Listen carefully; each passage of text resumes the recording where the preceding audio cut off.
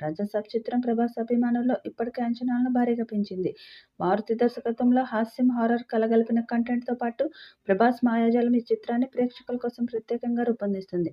చాలా కాలం తర్వాత మాస్ పాటల్లో ప్రభాస్ కనిపించనున్నారని తమన్ తాజాగా ఓ ఇంటర్వ్యూలో వెల్లడించారు. ఐటెమ్ సాంగ్, ముగ్గురు హీరోయిన్లతో ఒక పాట ఇలా ది రాజాసాబ్ సాంగ్స్‌లో అదిరిపోతాయని అన్నారు. చాలా కాలం తర్వాత ప్రభాస్ మాస్ పాటలతో వస్తున్నారు. ఒక హీరోయిన్‌తో డ్యూయెట్, ఒక ఐటెమ్ సాంగ్, లాస్ట్ ముగ్గురు హీరోయిన్లతో ఒక పాట, ఓపెనింగ్ ఇంట్రడక్షన్ సాంగ్, ఇంకా రాజాసాబ్ ప్రపంచానికి ఒక థీమ్. ఈ సినిమాపై ఎవరికీ ఎక్కువ హైప్ లేదు. మాకు అదే కావాలి. అంచనాలు ఎంత తక్కువ ఉంటే ఒక్క పాట రిలీజ్ అయ్యేసరికి అంతా వావ్ అనిపిస్తుందని తమన్ చెప్పారు. ది రాజాసాబ్ మూవీకి జపాన్ వెర్షన్ పాటలు చేయాలని అడుగుతున్నారని తమన్ వెల్లడించారు.